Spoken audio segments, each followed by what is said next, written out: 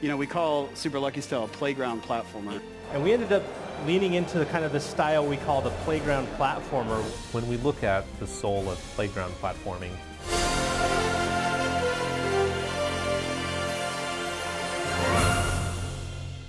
You know, this phrase, this term playground platformer is something that kind of emerged during development of Super Lucky's Tale. What it means is that that Super Lucky's Tale is not this, you know, necessarily this linear experience only of just going from point A to point B. There's this inherent joy to the fact that most things in the world react to you and invite you to stop along the way and play with all the different parts of the world that you're exploring.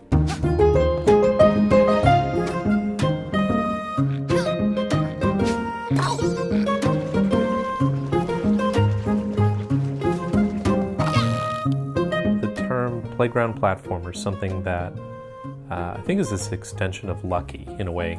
The things that we found ourselves really drawn to were moments where Lucky felt free and that we were basically building off of this really exciting feeling of movement and movement as the core of Lucky.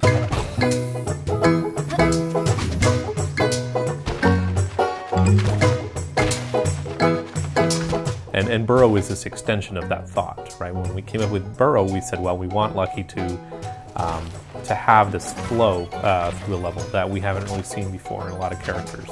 As we expanded on that idea of movement, this idea of playground platformer kind of came into being, where the true delight of a game like this for us is interactions with the environment, a feeling of exploration, kind of a mix and a match of different activities to do, all underpinned by this really strong movement.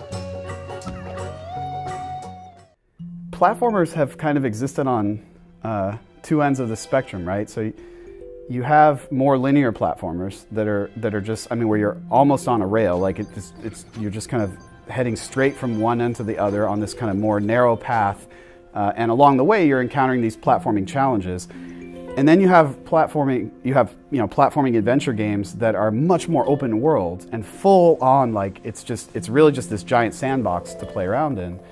And we asked ourselves with Super Lucky's Tale, is there a place in between those two things where you have moments of more traditional linear platforming embedded in a world that is more of a playground? I think to me, it's one of the more joyful things about this genre is the fact that it's both a journey that you're on and also just a playground that invites you to stop and just enjoy yourself wherever you are. One of the things we did want to encourage was multiple places to go investigate. It's kind of driven by what feels most natural to the player. So there might be a really cool shiny up and to the left, and that's what I'm going to go get first. And maybe that's a good vantage point for me to scout out where I want to go next.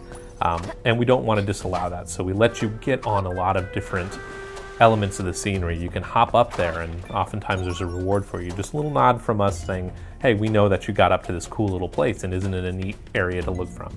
And then in other levels we mix it up, and we say, no, actually this is more of a 2D level. There's still exploration, there's still hunting, but it's more about precision skill jumping. I think that also ties to playground platforming. We're not asking you to do one thing.